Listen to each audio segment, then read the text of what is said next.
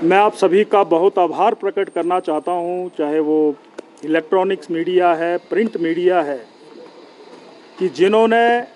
हमें पहले भी पूरा स्पेस अपनी अखबारों में, अपने इलेक्ट्रॉनिक्स मीडिया में दिया है। और ये मानसून सत्र, इस वर्तमान सरकार का अंतिम सत्र, जिसका समापन मैंने अभी कुछ देर पहले किया है, जो 10 तारीख को शुरू हुआ था और 13 तारीख को जिसका समापन हुआ, और लगभग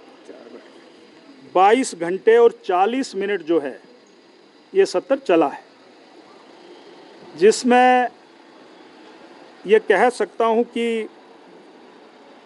पिछले 5 वर्षों में का अगर मैं जिक्र करूं तो 140 बैठकें आयोजित की गई हैं, जिस कहने का भी प्राय ये है कि हमारे विधानसभा की उज्जवल श्रेष्ठ परंपराएं रही हैं।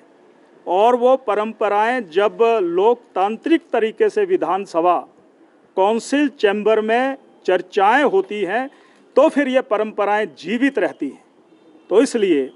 इस व्यवस्था के तहत मैं ये कहना चाहता हूं कि शीतकालीन सत्र हम बीच में मैं स्मरण कराना चाहता हूं कि कोविड-19 की वजह से 2020 का शीतकालीन सत्र हमें स्थगित करना पड़ा था। उसके बावजूद हम 140 बैठकें आयोजित करने में कामयाब हुए हैं और इन 5 वर्षों में 10,513 सूचनाएं प्रश्नों के रूप माननीय सदस्यों से प्राप्त हुई हैं, जिनमें से 7,414 तारांकित और 3,099 अतारांकित प्रश्न प्राप्त हुए हैं। इन 5 वर्षों में कुल 77 सरकारी विधेयक पुरस्थापित हुए हैं। मैं बताना चाहता हूं कि पिछले 3 वर्षों में कोरोना के कारण बहुत हमारे पूरे समाज के काम रुके हैं, परंतु उसके बावजूद भी हमने अधिकतर सत्रों को, धर्मशाला के सत्र को छोड़ करके बढ़िया तरीके से कामयाब सत्रों का आयोजन किया है। उसके लिए मैं माननीय मुख्यमंत्री जी को बधाई देना चाहता हूं,